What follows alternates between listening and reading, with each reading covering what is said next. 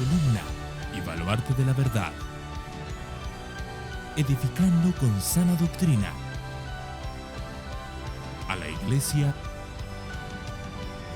de Cristo.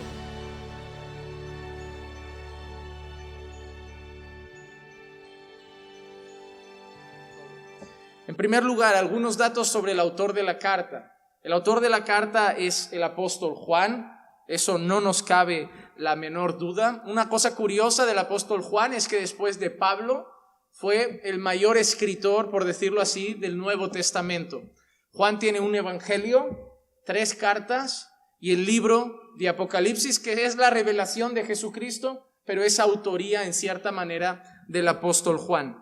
Era hijo de Zebedeo, tenía un título peculiar, era el discípulo amado, o en algunas traducciones pone aquel a quien Jesús amó, pero muchos le han apodado de esa manera, el discípulo amado, y fue el último apóstol en morir a finales del siglo I.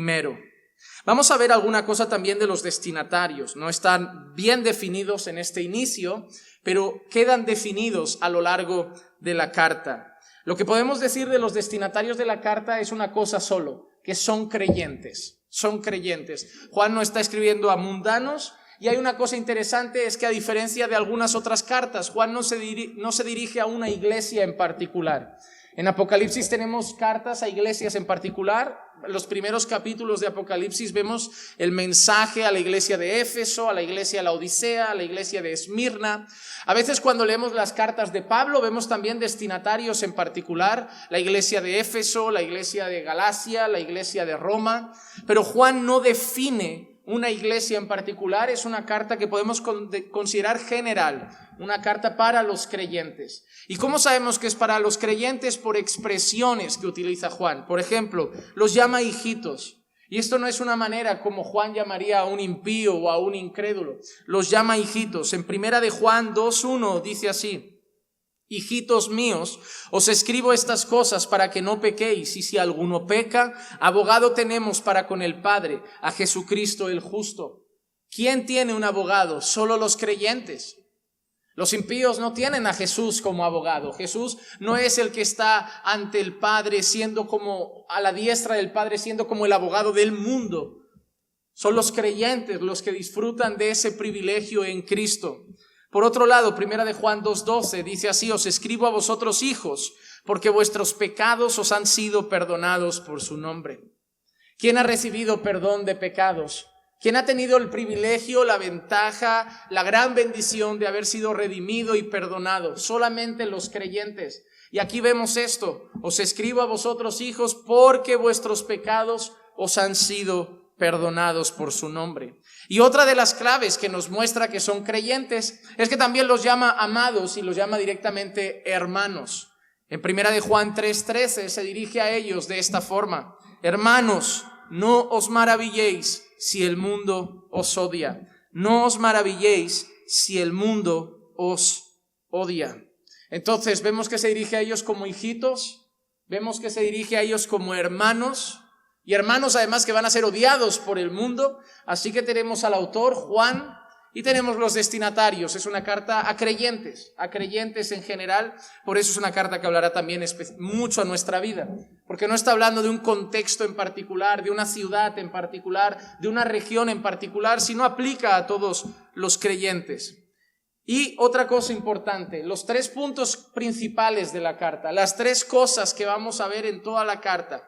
Hoy, estos son muchos puntos, pero si pudiéramos dividir la carta en bloques temáticos, veríamos que tiene 3 muy definidos.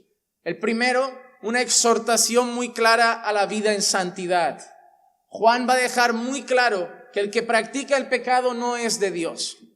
Y va a llamar constantemente al creyente a una vida piadosa, dejando en la mesa una realidad muy cruda pero bíblica. Y es el hecho de que si vives en pecado, puedes ir a la iglesia, puedes cantar alabanzas y puedes llevar una cruz en el pescuezo, que si vives en pecado eres del diablo. Además, Juan lo dice de una manera muy fea en el sentido de dura. Lo dice bien, es bíblico y es una realidad. Juan no dice solo no es creyente, sino que Juan afirma que quien practica el pecado literalmente pertenece a Satanás. Entonces, esto es lo primero que vamos a ver, uno de los grandes temas, una exhortación a la santidad. Otro de los temas que veremos mucho en la carta es una exhortación al amor fraternal, a un amor sincero entre los hermanos, no a estar juntos como algo empalagoso, sino a amar de verdad al hermano, a honrarlo, a respetarlo, a orar por él, a cuidarlo, a servirlo en un sentido real, un amor real. Y en tercer lugar, algo que Juan va a hacer de una manera muy clara y contundente es definir quién es Jesús.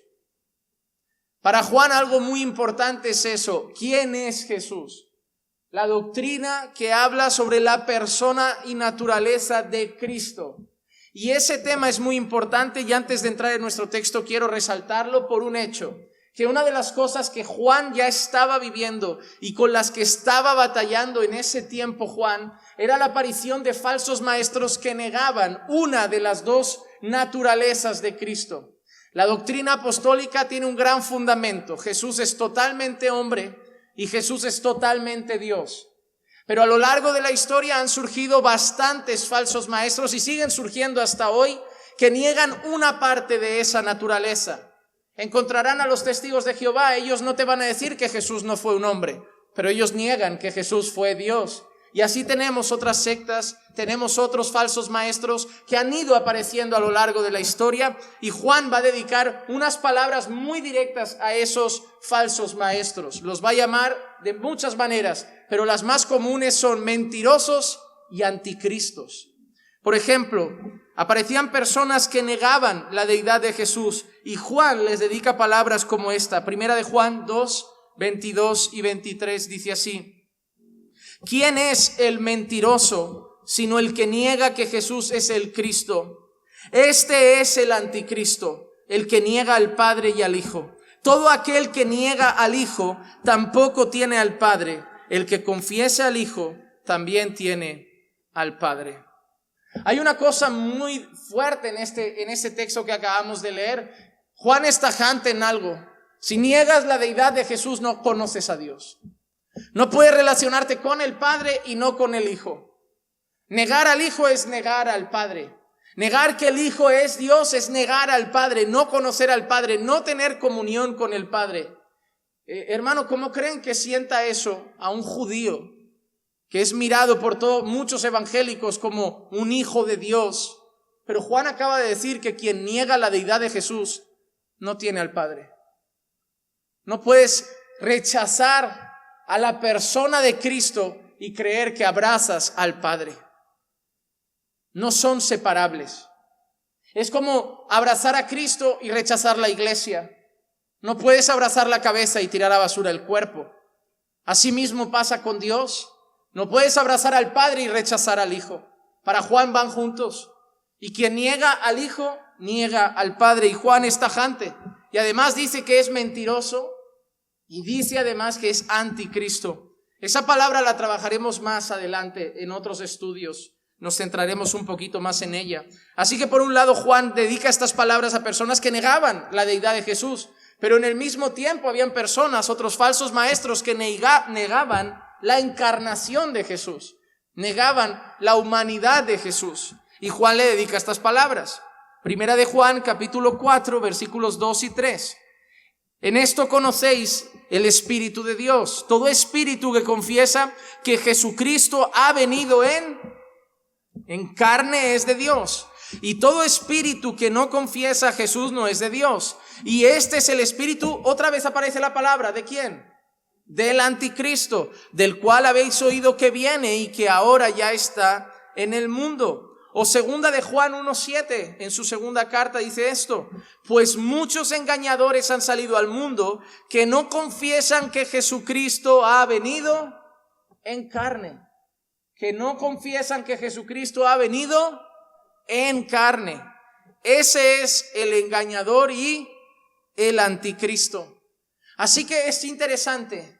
Si niegas que Jesús es Dios, eres un mentiroso, eres un anticristo y no tienes al Padre. Y si niegas que Jesús fue totalmente hombre, es totalmente hombre, no tienes al Padre, eres un engañador y eres un anticristo. Si niegas cualquiera de las dos naturalezas de Jesús, Niegas un fundamento de la fe apostólica, y es que Jesucristo es totalmente Dios y totalmente hombre. Uno de los fundamentos de nuestra fe cristiana es esa: la deidad de Jesús y la encarnación de Jesús. Como veremos, podemos comer en la mesa con alguien que pueda pensar distinto en cuanto al fin de los tiempos. Podemos comer en la mesa con alguien que pueda creer algo diferente, a lo mejor en cuanto a los dones en algún tema secundario. Pero no podemos tener comunión con aquellos que niegan fundamentos de nuestra fe. Y un fundamento es este: Jesús es totalmente Dios y es totalmente hombre. Negar cualquiera de esas realidades te hace enemigo de Dios y te hace merecedor del infierno. Alguien que no acepta la deidad de Jesús no se puede salvar, y alguien que no acepta la encarnación de Jesús no se puede salvar.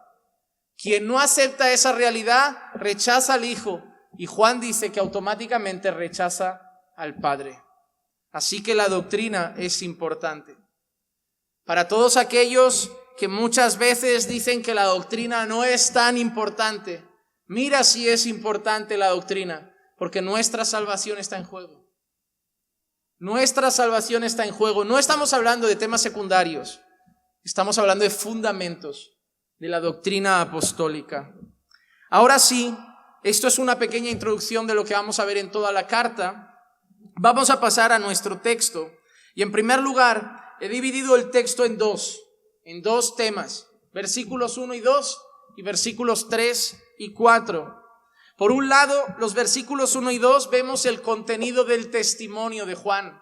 Juan va a dar testimonio de algo y nos va a decir de dónde viene eso que nos va a decir, cuál es el origen de eso que nos va a contar. Juan nos va a hablar de la fuente de sus palabras. Juan nos va a hablar del origen de su enseñanza. Juan nos va a hablar del origen de la doctrina de los apóstoles. Así que los primeros dos versículos, Juan va a dejar claro cuál es el origen de todas las cosas que él va a enseñar. Y la segunda parte son los versículos 3 y 4. Es el propósito que tiene Juan con lo que va a enseñar. No es lo que va a hacer los primeros 4 versículos, es una introducción de lo que va a ir haciendo en toda su carta. Juan nos está diciendo en los 2 primeros que toda su carta tiene un origen. Juan nos está diciendo en los 2 primeros que todo lo que va a estar enseñando tiene una fuente, y nos va a decir cuál es el origen de sus palabras. Y en segundo lugar, Juan nos dice lo que pretende conseguir con su enseñanza. Juan quiere que cuando acabe la carta y esa carta sea leída por los creyentes, pasen 2 cosas especialmente, que las veremos luego en los versículos 3 y 4 y que muy bien han sabido ver aquí. Obviamente han visto mucho. No sé si la resurrección la vi, no sé si la predicación del evangelio muy clara la vi, si el sacrificio lo vi, pero muchas sí que están. Vamos entonces a los 2 primeros versículos. El contenido del testimonio de Juan. Empieza así: lo que existía desde el principio, lo que hemos oído, lo que hemos visto con nuestros ojos, lo que hemos contemplado y lo que han palpado nuestras manos acerca del verbo de vida. Pues la vida fue manifestada y nosotros la hemos visto y damos testimonio y os anunciamos la vida eterna, la cual estaba con el Padre y se nos manifestó. Hermano, hay una cosa muy interesante y yo no sé si te has dado cuenta, y es que las primeras palabras que hay aquí me hacen viajar de una manera rápida a las primeras palabras del Evangelio de Juan. Una de las cosas que me muestra que es el mismo escritor es que hay muchas similitudes en las cosas que Juan dice en estas cartas y en las cosas que Juan ha dicho en el Evangelio. Por ejemplo, palabras que vemos en ambos lados o muy parecidas. Vemos principio en Juan 1:1, ¿recuerdan también? Vemos palabra, vemos vida, vemos estaba con Dios, con el Padre, vemos se hizo carne, vemos se manifestó. Entonces, el inicio de la carta de Juan y el inicio del Evangelio de Juan nos muestran más o menos las mismas palabras. Parece que Juan empieza igual todos los escritos, y algo que va a dejar claro en ese escrito y en ese principio es que Jesús es Dios y Jesús es hombre. Juan empieza sus cartas con un saludo peculiar, Juan empieza sus cartas presentando la naturaleza de Jesús. ¿No te has dado cuenta la diferencia en cómo empieza Mateo? ¿Cómo empieza Marcos? ¿Cómo empieza Lucas? Por ahí vas viendo genealogías, por ahí vas viendo otras cosas, quizá la aparición de Juan Bautista. Pero cuando llegas a Juan, otro evangelio que a lo mejor piensas, va a empezar con otra genealogía, va a empezar, no sé, con Juan Bautista. De golpe empieza con otra cosa totalmente diferente. Empieza hablando de Jesús, del Verbo, y empieza hablando de que se manifestó, que se hizo carne, que habitó entre nosotros, pero también que estaba con Dios en el principio y que era Dios. Entonces Juan demuestra que hay algo que Juan tiene en su corazón y quiere dejar claro desde el principio: ¿quién es Jesús? ¿Quién es Jesús? Y hermano, esa es una pregunta que puede parecer muy básica, pero muy necesaria tener clara. Por ejemplo, hay muchas personas que hoy viven un evangelio que deja claro que no saben quién es Jesús. Porque si tú vives el evangelio o vives tu fe cristiana como te da la real gana, ignorando los mandamientos de Jesús, ignorando la voluntad de Jesús, ignorando el carácter de Jesús, tú solo ves a Jesús como tu Salvador, pero no ves a Jesús como tu Señor.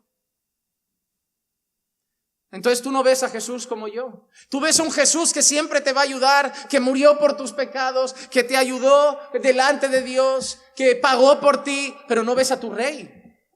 No ves a tu Señor. No ves al Rey de tu corazón, al que gobierna tu vida.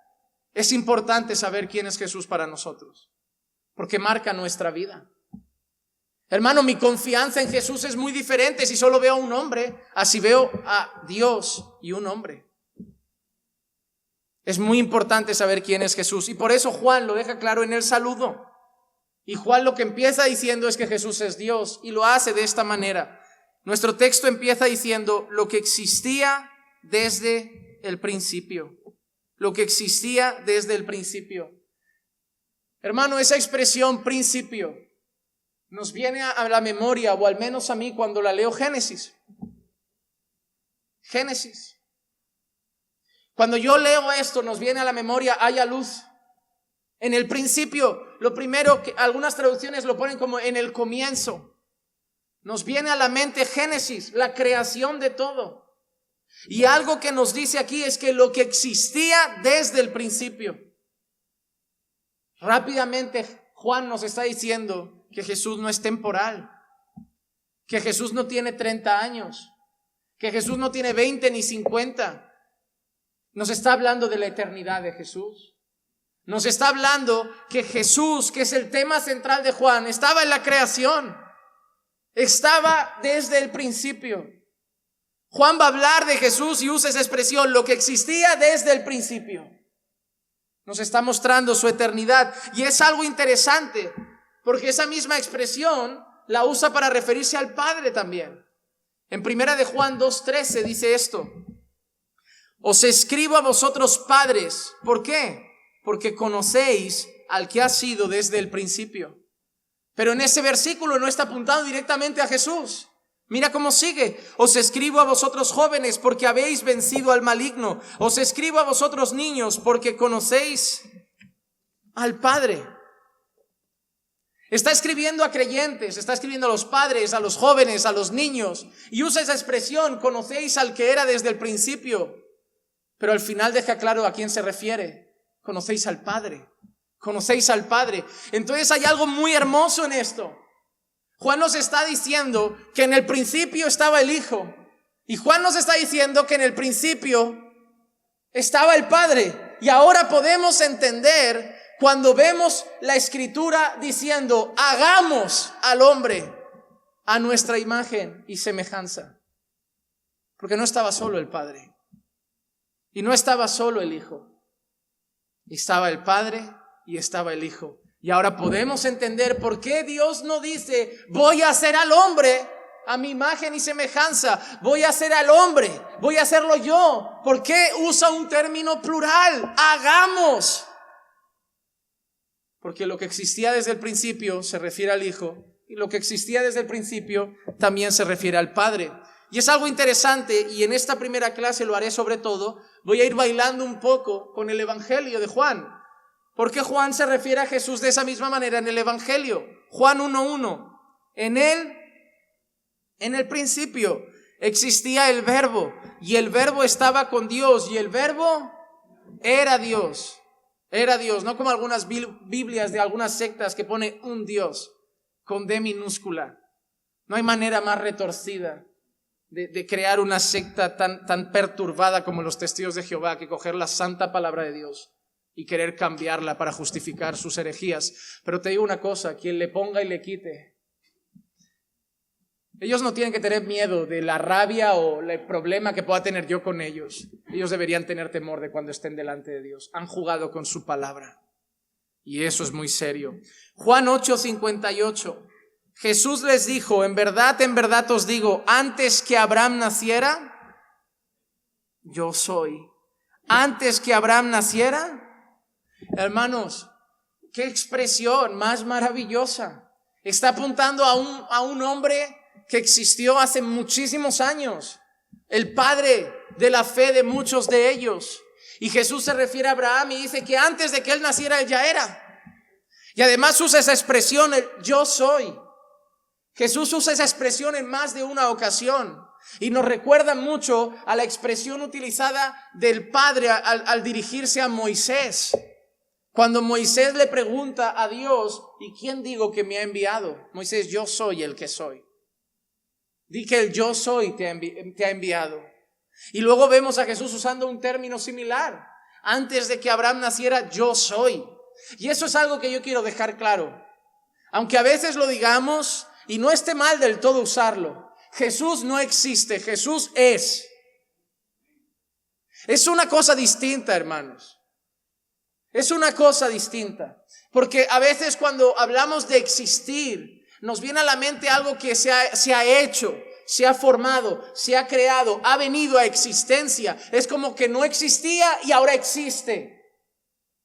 Y sé que hablamos muchas veces de Jesús y de Dios, refiriéndonos a que existía desde la eternidad, a la preexistencia de Jesús, y no está mal, no es una palabra herética, pero quiero que sepamos algo, yo soy. No dijo antes de que Abraham naciera yo existía. Antes de que Abraham naciera yo ya estaba. Antes de que Abraham naciera yo soy. De golpe, no, usa un presente. ¿Y sabes por qué usa un presente? Porque para Dios no hay pasado, presente y futuro. Él es eterno. Antes de que Abraham naciera yo soy. En la creación yo soy. Ante Moisés yo soy. Ante Abraham yo soy. Y ante Juan yo soy el que soy. Porque yo soy el mismo ayer, yo soy el mismo hoy y yo soy el mismo mañana. Vosotros fuisteis, sois y seréis, pero yo siempre soy, porque en mí tampoco hay sombra de variación. Eso es glorioso. Eso es glorioso. Y Juan 17:5 dice, y ahora glorifícame tu Padre junto a ti. Y quédate con estas palabras, hermano, porque yo sé que tú has leído el Evangelio de Juan, pero estoy seguro que muchos de vosotros no lo habéis leído con la atención que merece. Porque mira lo que acaba de decir Jesús, glorifícame tu Padre junto a ti. Y mira ahora, con la gloria que tenía contigo antes de que el mundo existiera. ¿Entiendes lo que dice Jesús? ¿Qué gloria tenía Jesús? ¿Con quién tenía esa gloria? Con el Padre. ¿Con quién estaba Jesús? Con el Padre. Los dos estaban en gloria antes de que el mundo existiera. Hermanos, ten claro, en ese hagamos estaba el Padre y estaba el Hijo también con Él. Porque el Hijo y el Padre han sido uno por toda la eternidad. Él estaba con Él en la gloria que tenía contigo antes de que el mundo existiera. Antes de que el mundo existiera. Ahí recordamos incluso esas palabras de Filipenses. El que existía en forma de Dios. No escatimó el ser igual a Dios como cosa que aferrarse. ¿Qué dice eso? Él estaba ahí en gloria. Él estaba ahí con el Padre. Él estaba ahí disfrutando de la adoración de los ángeles. Pero vino aquí. Se hizo hombre, se encarnó, se despojó de sí mismo. No se despojó de su deidad, se despojó de su gloria allí. Se despojó de lo que tenía allí un tiempo. Dejó a un lado un tiempo la gloria eterna en la que residía con el Padre y vino aquí junto a nosotros. Pero no negó su naturaleza. No negó su naturaleza. Por eso gobernaba los mares. Por eso resucitaba a los muertos. Porque seguía siendo el dueño de la creación, el dueño de la vida. Era hombre y era Dios. Es hombre y es Dios. Así que en primer lugar vemos la deidad de Jesús. La deidad de Jesús. Y hermano, ¿por qué eso es importante para la iglesia? ¿Por qué eso es importante para la iglesia? Hermano, por dos cosas.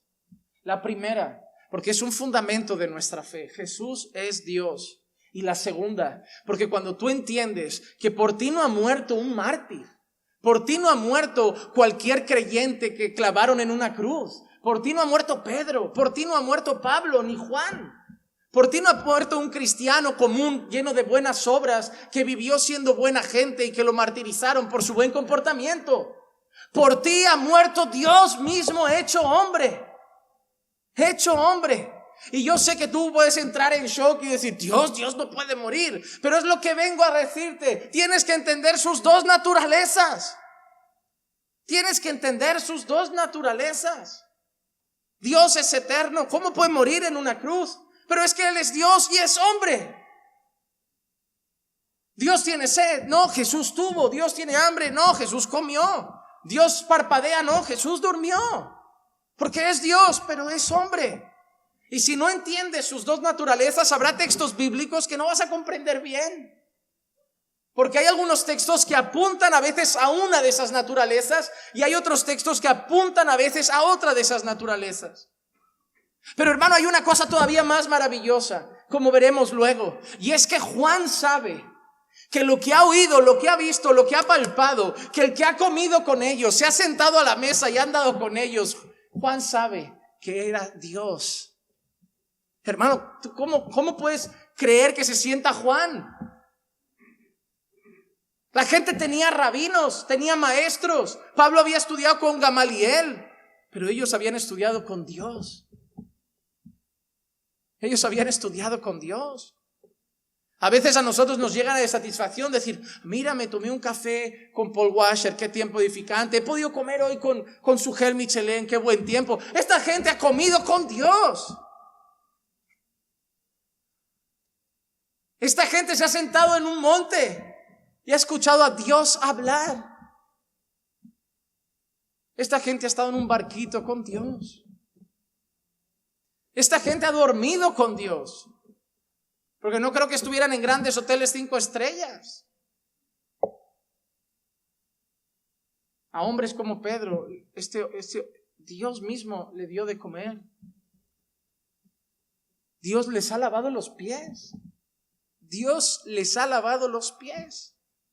Hermano, yo no sé si a veces no nos paramos a pensar en eso. Dios les ha lavado los pies.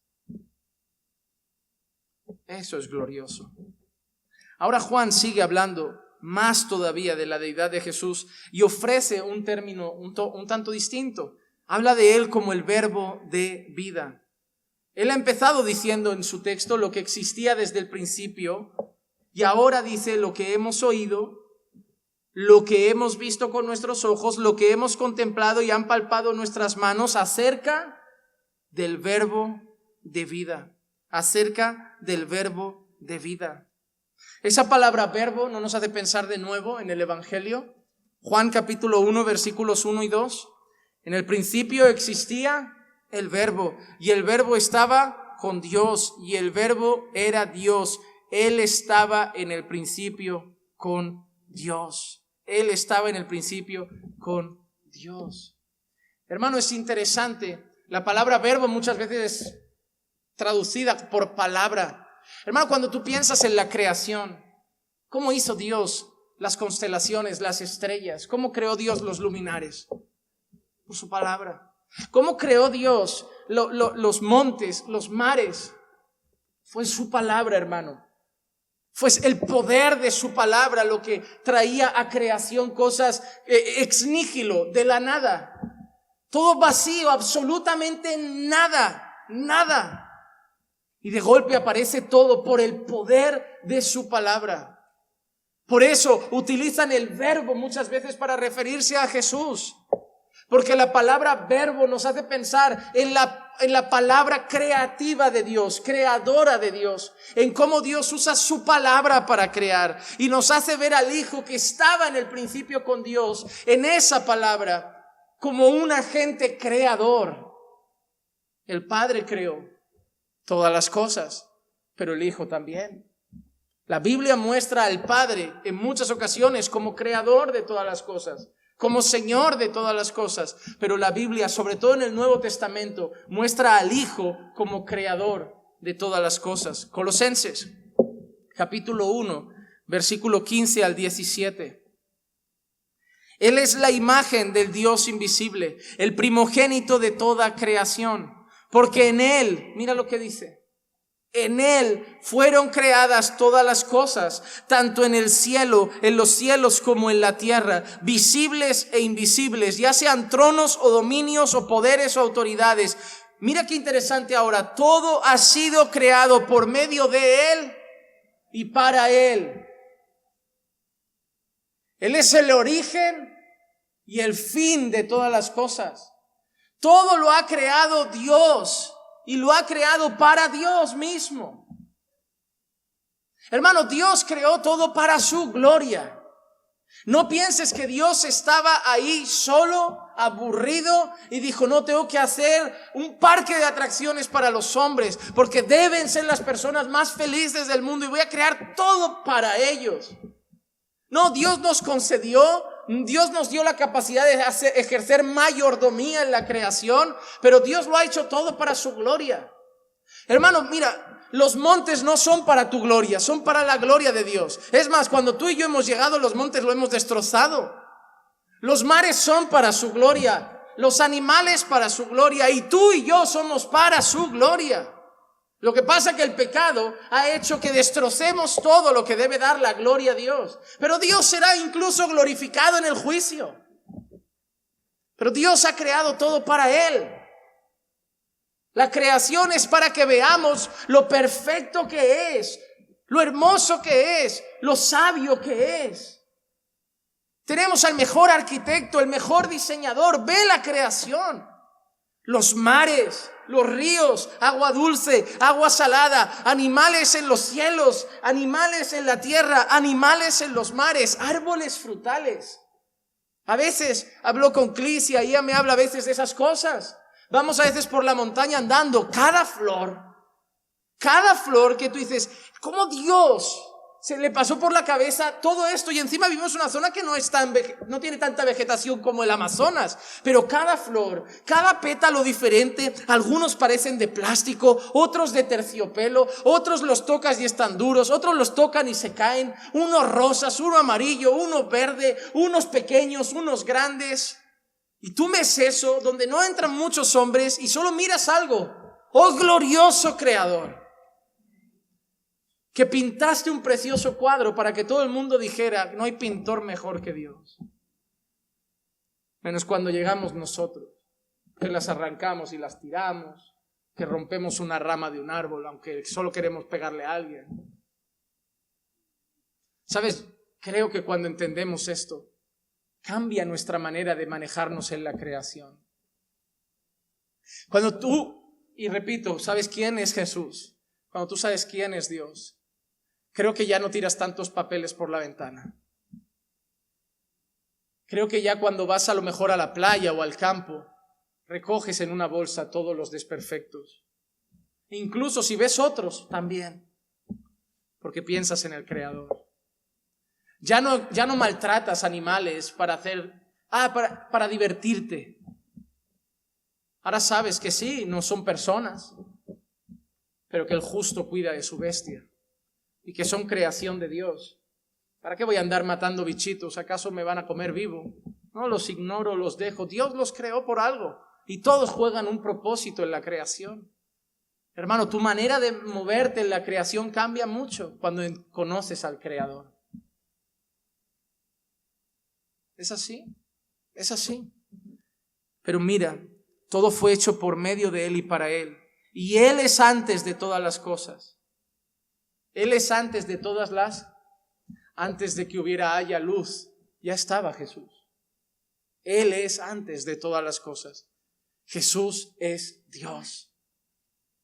Jesús es Dios. Él trajo vida. Él fue la palabra que trajo vida a este mundo y vida a los hombres, vida a nosotros. Él es la palabra de vida. Y hay algo asombroso en este texto de Pablo, y es que no solo dice que lo ha creado Él, sino que lo sostiene. Dice que todas las cosas en Él permanecen. Hermano, qué maravilloso eso. Dios no ha hecho el mundo y se ha ido. ¡Hala! Acabado. Dios lo ha hecho y lo sostiene. Dios sigue siendo el que manda la lluvia. Dios sigue siendo el que alimenta al leoncillo. Dios sigue siendo el que cuida a las aves. Dios sigue siendo el que prepara el nido. Dios sigue siendo. Dios creó y Dios sostiene. Dios te dio vida y te sostiene. Dios no te salvó y te dijo, ahora ya está, mi trabajo está hecho, de aquí para adelante, majo, cosa tuya. Él empezó la obra y Él la sostiene. Él empezó la obra y Él la perfecciona. ¿Para qué? Para al final presentárselo ante Él y que Él mismo diga qué obra ha hecho. Mira cómo es. Él te dio vida, Él te salvó, Él te está santificando para que cuando te presentes ante el más parecido a Jesús, Él mismo se diga a sí mismo, qué gran obra he hecho, qué bueno soy, gloria a mí. Dios no te va a dar ni un aplauso. Si tú corres por el aplauso de gente, te voy a decir una cosa, busca el de los hombres, porque a ti Dios nunca te va a aplaudir. A ti Dios no te va a aplaudir, porque todo lo bueno que sale de ti es de Él. Y los aplausos son de Él. Oh, qué gran predicador, aplaude a Dios. Oh, qué gran maestro, aplaude a Dios. Oh, qué gran pastor, aplaude a Dios. Oh, qué gran siervo, aplaude a Dios. Nunca a los hombres. Porque cualquier resquicio de bondad y buen servicio que salga de un hombre o una mujer de Dios, lo ha hecho Dios mismo. Tú no conoces a grandes hombres de Dios. Tú conoces a hombres con los que Dios hace cosas grandes. La gloria es de Él. Cuidado con mirar a los hombres demasiado bien. Cuidado con mirar a los hombres demasiado bien. Porque si Dios soltara un instante a uno de esos hombres que miras demasiado bien, mañana se te cae al suelo. Y te llevas las manos a la cabeza. ¿Qué pasó? Quien sostiene a los predicadores es Dios. Quien sostiene a los pastores es Dios. Quien sostiene a sus siervos es Dios. Por eso, toda honra, toda gloria, todo honor, toda alabanza, todo loor, sean solo para Dios. Para Dios. ¿Te gusta tu pastor y tu predicador? Ve a casa y da gracias a Dios por él. No elogies a tu pastor. Elogia a Dios que lo usa. A Dios que lo forma. Recuerda siempre, hay que conocer quién es Dios, porque así sabremos mejor quiénes somos nosotros. El propio Evangelio de Juan también habla de Jesús como creador. En Juan 1:3, después de lo que hemos leído, dice: todas las cosas fueron hechas por medio de Él, y sin Él nada de lo que ha sido hecho fue hecho. Sin Jesús nada existe. Así que en primer lugar, Él es eterno. En segundo lugar, Él es Dios. En tercer lugar, Él es creador. En cuarto lugar, Él se manifestó. Él se manifestó. Ahora todo lo que vemos está ahí arriba. Creación, eternidad, gloria. Pero Él se manifestó. Versículo 2. Pues la vida fue manifestada y nosotros la hemos visto y damos testimonio y os anunciamos la vida eterna, la cual estaba con el Padre y se nos manifestó. Mira que os anunciamos la vida eterna, la cual estaba con el Padre. ¿Te has dado cuenta que se refiere a la vida eterna como si fuera una persona? Os anunciamos la vida eterna que estaba con el Padre. ¿Y quién ha dicho Juan constantemente que estaba con el Padre? Juan acaba de hacer una relación muy estrecha entre Jesús y la vida eterna. Solo hay vida eterna en Cristo. La vida eterna estaba con el Padre, es Jesús mismo. Mira cómo se refiere Jesús a la vida eterna en relación a Jesús en otros textos. Primera de Juan, capítulo 5, versículos 11 y 12. Y el testimonio es este, que Dios nos ha dado vida eterna. ¿Quién nos ha dado vida eterna? Vamos a analizar despacito. ¿Quién nos ha dado vida eterna? Dios. Pero mira lo que dice ahora: y esta vida está en su Hijo. El Padre te ha dado vida, pero esa vida solo está en el Hijo. No hay vida eterna fuera de Jesús. No hay otros caminos, no todos llevan a Roma, no todos adoran al mismo Dios. Deja de escuchar esas falacias y mentiras que dicen al final todos adoran a Dios. No, porque solo se llega al Padre a través del Hijo. Si niegas al Hijo, no adoras a Dios. No lo adoras. Dios ha dicho: quien niega al Hijo, me niega a mí. Quien niega al Hijo, niega al Padre.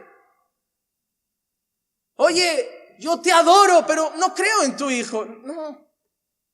No es así, no va así. Para el Padre no funciona. Y esta vida está en su Hijo. El que tiene al Hijo, tiene la vida. ¿Por qué la gente se sigue preguntando si hay otras formas de salvarse? Si se pueden salvar otras religiones que no creen en Jesús. ¿Por qué damos más vueltas a preguntas que son simples? Como aquel niñito que se acercó hace un tiempo al Papa de Roma y le pregunta, mira, le da un abrazo lleno de lágrimas y le dice: no, mira, es que mi padre era un buen hombre, era un buen padre, pero era ateo.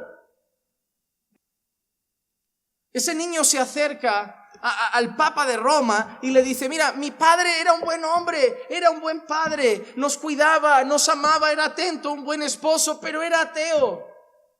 Y claro, queda muy bonito y toda la gente elogió las palabras del Papa, aplaudió las palabras del Papa, porque abrazó al niño y le dijo: yo creo en un Dios compasivo, yo creo en un Dios misericordioso, no en un Dios que manda al infierno a un buen padre.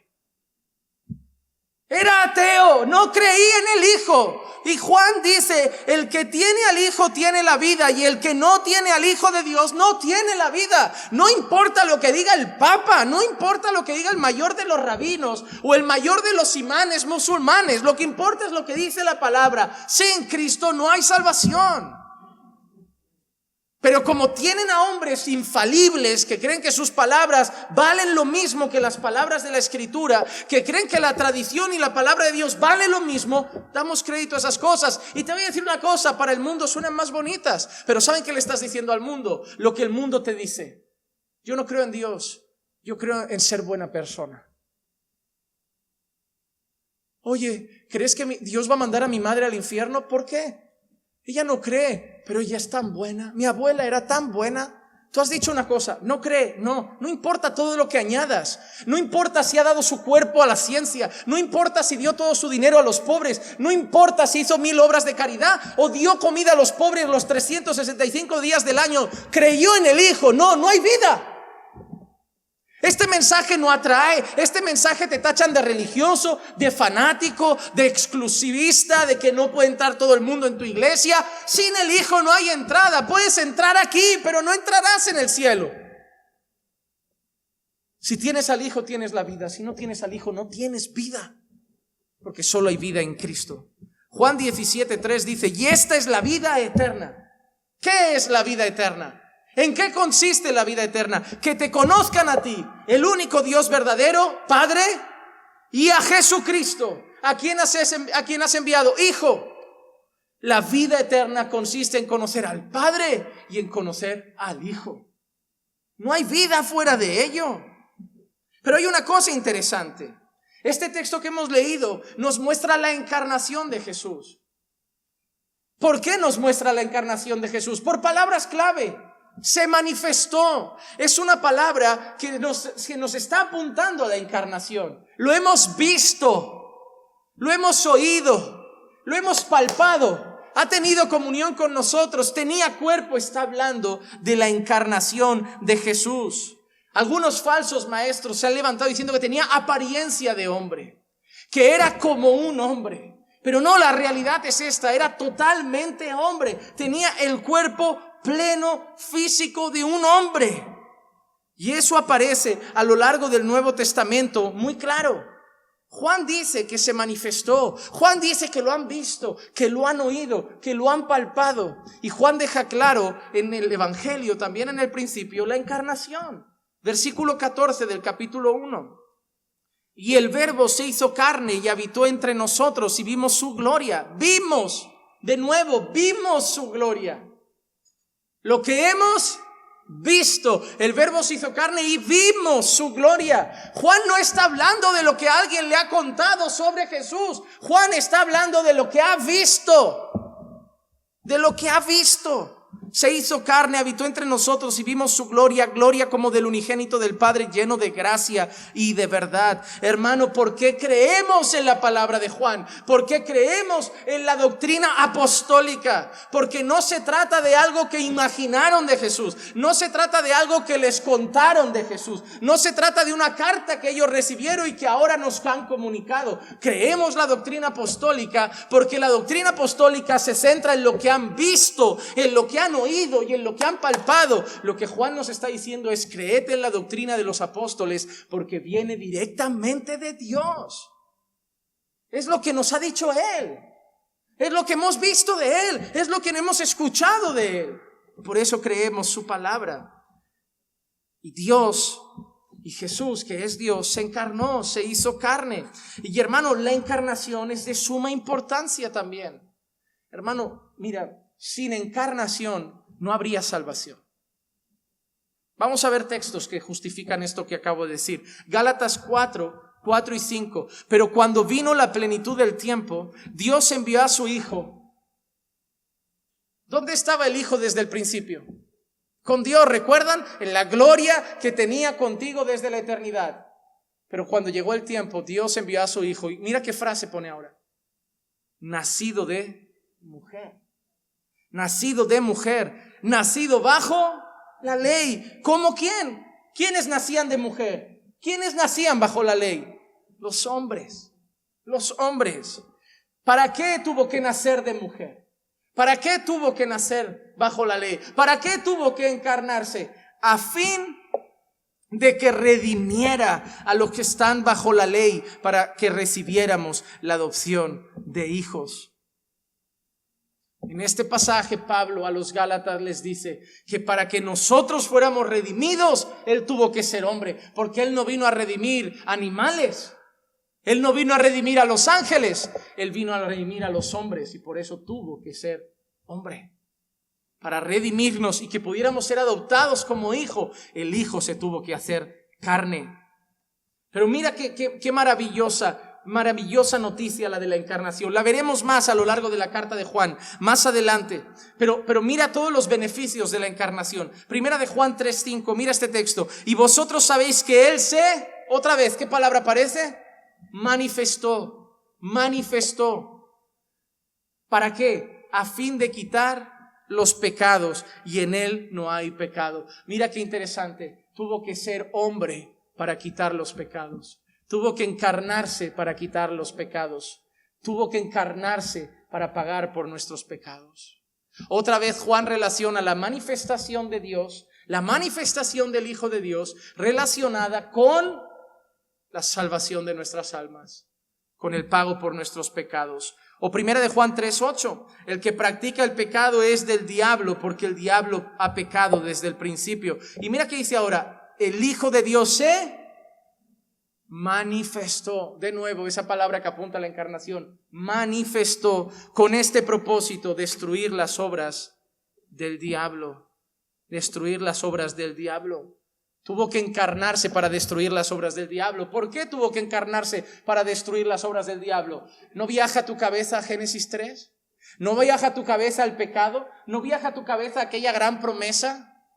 ¿Quién va a pisar la cabeza de la serpiente? ¿Quién iba a pisar la cabeza de la serpiente? La simiente de la mujer, nacido de mujer, encarnación. ¿Para qué? Para cumplir esa promesa, pisar la cabeza de la serpiente, destruir las obras del diablo, derrotar al enemigo de nuestras almas. Primera de Juan 4:9, en esto se manifestó el amor de Dios en nosotros, en que Dios ha enviado a su Hijo unigénito al mundo para que vivamos por medio de Él. Fue una manifestación del amor de Dios para que pudiéramos vivir por medio de Él. Y solo a modo de recordatorio, hermanos, de la carta que estamos estudiando los martes, del libro que estamos estudiando los martes tan precioso, Hebreos 2:14, recuerdan: así que por cuanto los hijos participan de carne y de sangre, Él igualmente participó también de Lo mismo, de carne y sangre, naturaleza humana. ¿Para qué? Para anular mediante la muerte el poder de aquel que tenía el poder de la muerte, es decir, del diablo.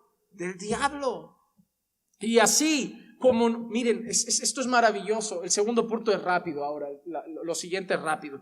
Pero déjenme recordar algo. Así como hemos dicho que es maravilloso saber que quien murió por nuestros pecados, quien pagó por nuestros pecados, quien se entregó por nuestros pecados fue el mismo Dios. Hay otra cosa maravillosa, es saber que cuando estamos solos, afligidos, tristes, angustiados, debemos saber que Dios se hizo carne. Dios nos comprende. Dios nos entiende. Dios se puede compadecer de nosotros. ¿Recuerdan la enseñanza? Tenemos un sumo sacerdote que se puede compadecer de nuestras flaquezas, de nuestras debilidades. Él nos entiende. Él no tuvo pecado, pero Él comprende nuestra naturaleza. Así que por un lado, la confianza de que Dios mismo pagó por nuestros pecados y la confianza de un Dios que nos comprende porque se encarnó. Qué glorioso mensaje el entender que nuestro Dios, que nuestro Señor, que nuestro Salvador es totalmente Dios y totalmente hombre. Así que lo primero que nos ha dicho Juan es el origen de su testimonio. Juan nos dice: lo que os voy a enseñar, lo que os voy a decir tiene que ver con Jesús y viene de Jesús.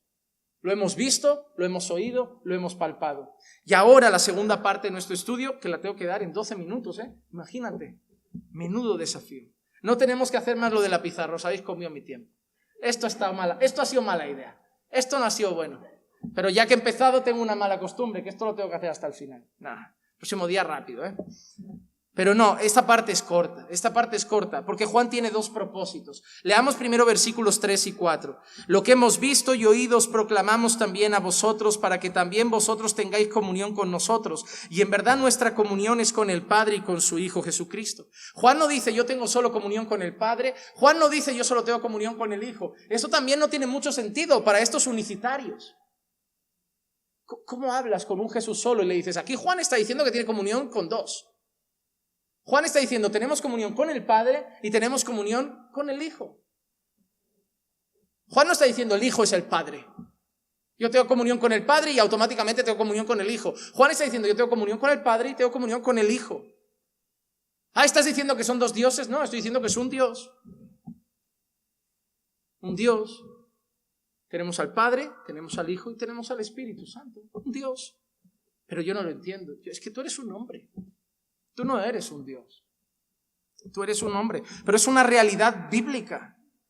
Os escribimos estas cosas para que nuestro gozo sea completo. Para que nuestro gozo sea completo. Así que Juan ha recibido, ha visto, ha oído cosas que tienen que ver con Jesús. Enseñanzas que tienen que ver con Jesús. Y Juan ha decidido hacer algo maravilloso. Compartirlo. Algo que, como dije, Yesenia lo comentaba y es una aplicación. Nosotros tenemos que seguir dando testimonio también de lo que hemos recibido de ellos. Juan lo recibe de Jesús, lo comparte con nosotros. Nosotros lo recibimos de los apóstoles, de los discípulos, de las cartas. ¿Y qué debemos hacer? Quedármelo, ¿no? Seguir testificando. Ya no les voy a decir a las personas lo que he visto, lo que he oído, lo que he palpado. Le voy a decir, mira, lo que oyeron, lo que vieron y lo que palparon, eso te digo. Pero debemos compartir esa palabra. Juan nos trae esa palabra a nosotros y en primer lugar con un propósito. Él tiene comunión con el Padre, Él tiene comunión con el Hijo, pero mira qué dice. Lo que hemos visto y oído os proclamamos también a vosotros para que también vosotros tengáis comunión con nosotros. Si vosotros tenéis comunión con nosotros, y nosotros tenemos comunión con el Padre y con el Hijo, ¿con quién te vais a tener comunión vosotros?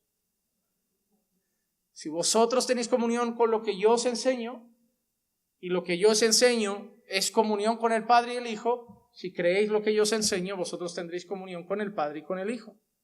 El primer propósito de Juan es que tú tengas comunión con Dios. Pero Juan no se está refiriendo a una relación simplemente a algo relacional. Juan se está refiriendo a la palabra. En este término, relación no es comunión en sentido de orar. Lo que hemos visto, lo que hemos oído, lo que hemos palpado acerca de Él Eso es lo que hace que tengamos comunión con Él. Juan quiere que tengas comunión con la palabra de Dios. Juan quiere que tengas comunión con la doctrina apostólica, porque si estás firme en esa doctrina, estás firme en Dios. Y esto es algo que debes saber. No puedes estar en Dios sin estar en su palabra. Y esta carta nos va a enseñar que toda esta gente que dice, ¿estudiar para qué? Estudiar no es importante. O esta gente que te dice, yo no tengo religión, yo tengo relación. Tú no tienes muchos tornillos. Tú tienes relación, sí. El traficante de la favela tiene un Jesús aquí tatuado. Y cuando va el pastor, con una metralleta en la mano, le dice, pastor, ore por mí, que yo tengo relación con Dios, yo tengo temor de Dios, yo tengo respeto de Dios. Y te lo dice con la AK-47 aquí. Y esperando ir a la favela de enfrente a matar al rival, pero con el Cristo tatuado. Hermano, todo el mundo cree que tiene relación con Dios. Todo el mundo hoy. Hoy hay gente que no pisa una iglesia y se santigua por la mañana y cree que tiene relación con Dios. No hay relación con Dios sin tener relación con la verdad de Dios. Voy a decirte más. Hay gente que se relaciona con algo a lo que llama Dios, pero no con el Dios de las Escrituras. Porque no puedes relacionarte con un Dios que no conoces. Y no puedes conocer a un Dios sin su palabra, porque Él se ha dado a conocer principalmente en las Escrituras. Y Juan tiene comunión con el Padre y con el Hijo, porque Juan está diciendo lo que ha recibido del Padre y del Hijo, su palabra. Y quiere traerla a nosotros, para que nosotros recibamos su palabra, y eso, al conocerlo, creerlo y vivirlo, nos haga tener comunión con el Padre y con el Hijo. Mira lo que dice 1 de Juan 2:24. En cuanto a vosotros, que permanezca en vosotros lo que oísteis desde lo que ellos han recibido desde el principio. Ahora Juan quiere que permanezca en nosotros. Juan nos da una carta, unas palabras, y Juan quiere que permanezca en nosotros. Si lo que oísteis desde el principio permanece en vosotros, mira que dice, vosotros también permaneceréis en el Hijo y en el Padre. ¿Te has dado cuenta, hermano? Solo hay comunión en la palabra. Solo hay comunión en la palabra. Y déjame ser claro en esto, y esto no le va a caer bien a mucha gente. Hermano, no podemos tener comunión íntima, comunión espiritual con personas que no tienen comunión en la palabra. Trabajamos con inconversos. Trabajamos con impíos. Tenemos familia inconversa. Tenemos familia impía. Conocemos a impíos. Compramos el pan en panaderías donde nos atienden impíos. Vivimos entre impíos. Pero no podemos tener comunión. Hay un salmo que habla de no sentarse en la mesa de los escarnecedores. Hermano, Dios no te mete en una burbuja, pero Dios no te llama a tener comunión íntima con los que no lo conocen. Hermano, en el mundo tengo conocidos, pero no tengo comunión con ellos. La comunión es algo íntimo, significa compartir gustos, compartir afectos, compartir deseos, compartir pensamientos, compartir metas, ir de la mano, ser uno. Eso es un amigo, mayor que un hermano según la Escritura. ¿Cómo voy a tener todo eso con alguien que odia a Dios? Y hoy están apareciendo movimientos ecuménicos que quieren esto. No, mira, en el fondo tenemos algo en común. El musulmán ora a Dios, el judío ora a Dios, el adventista ora a Dios, el protestante ora a Dios, el católico ora a Dios. Sentémonos a la mesa, dejemos a un lado las diferencias y en nombre del amor, en nombre de la paz, dejemos las diferencias ya a un lado y pongamos en la mesa lo que nos une, Dios. Pero si me siento con un judío, pongo al Padre, pero tengo que negar al Hijo. Y si me siento con un adventista, tengo que empezar a casi elevar a Ellen White a la altura de Dios casi. Y aunque me digan que no, cuando te vas a bautizar, cuando vas a hacer cualquier cosa, Ellen White está impregnada como un mal olor en la nariz, por todas partes. Sus libros, ves Ellen White en cada libro que te recomiendan, en cada texto que enseñan. Te dirán, no la idolatramos. Dime un mes en que Ellen White no esté presente en las reuniones adventistas. Está ahí, impregnada. Hablan de Biblia, claro que sí, y de los escritos de Ellen White, y de las interpretaciones de Ellen White, y de los pensamientos de Ellen White. ¿Cómo me voy a sentar en la mesa con un testigo de Jehová que habla con el Padre, pero niega la deidad del Hijo? ¿Y cómo me voy a sentar con un musulmán que cuando le pregunto ¿y quién es Jesús? Fue un profeta, fue un hombre bueno, fue un mártir. No puedo tener comunión íntima. ¿Cómo voy a tener comunión con gente que adora a los santos cuando yo creo que el único que merece adoración es Dios? ¿Cómo voy a tener comunión íntima con alguien que llama a María a rogar por los pecadores cuando yo creo firmemente que solo hay un mediador entre Dios y los hombres, que es Cristo Jesús, hombre? Llámame fanático, llámame lo que quieras. No los voy a faltar al respeto, no los voy a insultar, no los voy a golpear y no les deseo ningún mal, pero deseo que se arrepientan, porque sin el Hijo no hay vida. Y no se van a sentar en mi mesa y vamos a fingir que nada pasa y hablar como si tuviéramos mucho en común porque también creen en Dios. No, tenemos algunas cosas en común, pero tenemos fundamentos que nos separan y por eso no los puedo llamar hermanos. No puedo, porque niegan verdades fundamentales.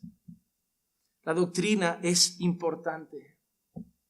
Dios quiere unidad, pero no a cualquier precio. La unidad solo en la verdad. Pastor, tenemos que unirnos con más gente, con los que caminen en la verdad, no con cualquiera. Trabajo con todos, me rodeo de todos, pero comunión, que es la palabra, comunión, íntima relación espiritual con los que se mantienen firmes en la doctrina apostólica. Segunda de Juan 1, 9, 10. Juan es más severo que yo.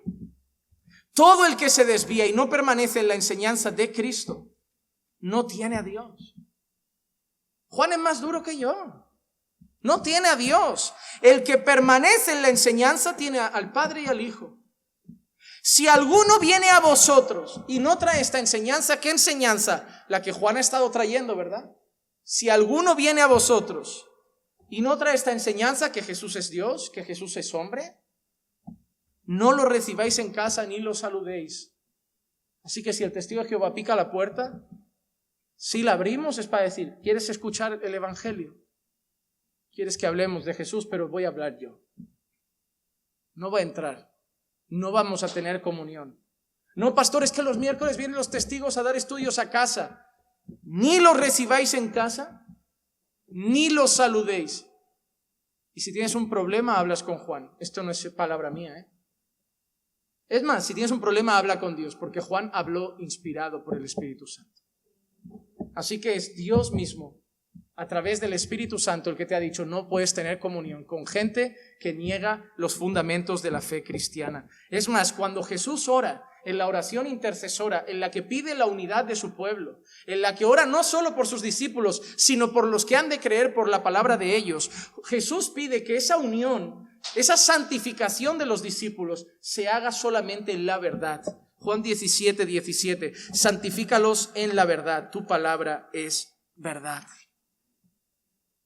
Así que en primer lugar, Juan quiere que tengamos comunión con Dios en la palabra de Dios. Y en segundo lugar, Juan quiere que su gozo sea completo, no el tuyo, el suyo. Termino con esto, versículo 4, os escribimos estas cosas para que nuestro gozo sea completo, no tu gozo. Juan no quiere que tú estés feliz. Supongo que sí, Supongo que Juan también quería que estuviéramos felices. Pero el propósito de Juan era su gozo. Y dice nuestro, probablemente Juan está englobando a otros padres de la fe, otros líderes del pueblo de Dios, ancianos, otros que han estado ahí al lado de Juan enseñando la doctrina apostólica, participando de las enseñanzas de Jesús. Y Juan quiere que su gozo sea completo, el de ellos. Porque ¿sabes qué? No hay mayor gozo para Juan que saber que la verdad de Cristo es recibida. Queremos que tengáis comunión con Dios si creéis nuestra palabra, y eso nos va a traer gozo. Qué gozo debía haber en el corazón de Juan sabiendo que iglesias eran abiertas, el reino se expandía, el evangelio corría por las ciudades, la gran comisión se estaba cumpliendo, eso traía gozo, personas estaban proclamando por distintos lugares, Jesús es Dios. Jesús es Dios y también al mismo tiempo Jesús es hombre. el Verbo es Dios y el Verbo se hizo carne. Pero hermanos, una cosa, el mayor gozo de Juan no es que creamos la verdad, es que la vivamos. A un pastor no le llena de gozo que tú aprendas aquí. A un pastor le llena de gozo que aprendas aquí y se note aquí, se vea. Mira lo que dice en Juan, 3 de Juan 1, 3 y 4. Pues me alegré mucho cuando hermanos vinieron y dieron testimonio de tu verdad. Esto es, de cómo andas en la verdad. Juan se alegra cuando le dan testimonio de que alguien a quien Juan ama anda en la verdad. Dice, no tengo mayor gozo que este, oír que mis hijos conocen la verdad. ¿Han leído la verdad? ¿Han escuchado la verdad? ¿Por qué usa esa palabra? ¿Crees que es casualidad? No es casualidad. Porque Juan no sabe que si la palabra llega a ti, te puedes ir y rechazarla. Pero que si la has creído, se va a ver en tu manera de vivirla. El mayor gozo de un pastor no es que estáis conociendo sana doctrina. El mayor gozo de un pastor es que la sana doctrina se está viendo en vuestro andar, en vuestra vida.